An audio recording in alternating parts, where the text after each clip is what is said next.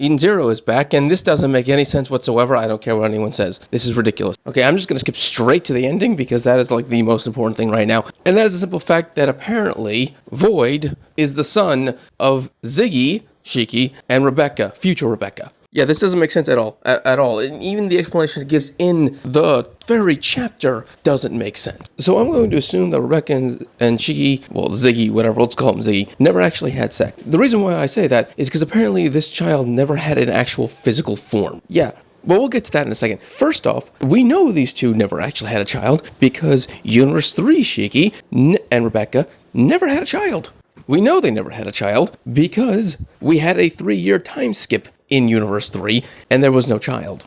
And this is important because Ziggy is Universe 2 Shiki right before the time skip. He was sent into the future, 20,000 years into the future, during the explosion of Neros 1. And there's no way him and Rebecca could have produced a child afterwards because 1, she was a corpse, and 2, he was turned into an android. Which is why I'm going to 100% assume this child just was created from ether itself. The mixing of both Ziggy and dead Rebecca's ether. Because Ziggy straight up says that this child had no physical form. It was just a mass of pure thought. So it was consciousness. It was a will. It was a soul without an actual being formed. So I'm just going to assume this dude was formed by just pure ether. Somehow, during that explosion that caused them to go 20,000 years in the future, this merged Rebecca's time ether and Shiki's gravity ether into one and led to something new that just existed inside of Rebecca.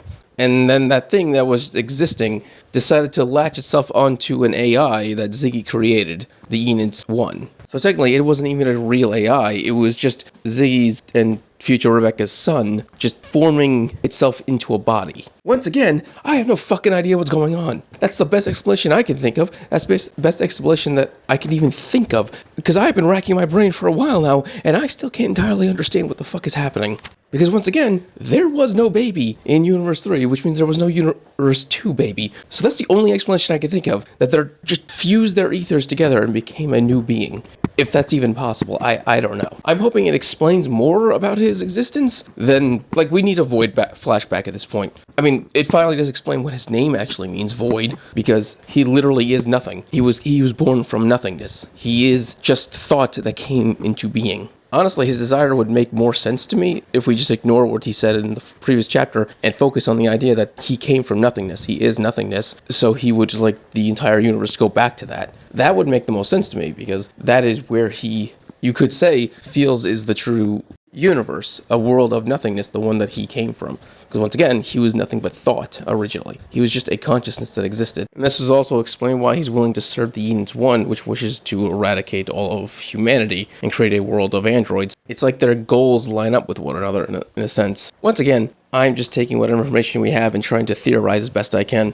I could be completely wrong about all of this, but we'll have to see in future chapters. Now we can go back to the rest of the chapter, which is vastly less interesting. Ziggy shows up, as we know, and obviously Shiki, Pina, and everyone else are freaking out because they're surprised he's alive. And he goes, hey, remember what the king said back on Granbell? Yeah, I mentioned this in the last chapter where I said the Granbell residents were alive because Ziggy built them a machine that keeps their ether running. But apparently Ziggy was also running on that machine. So yeah, he was just in sleep mode, I guess. I don't know. But yeah, he never actually died in this universe. I guess he was just waiting for this very moment to pop up and do what he does. Which makes sense because he clearly just wanted to confront his son. Still a weird thing to say. He tells Shiki to go to Mother and be with her as quickly as possible. Void doesn't want that to happen at all. So clearly they both know why Shiki needs to get to Mother.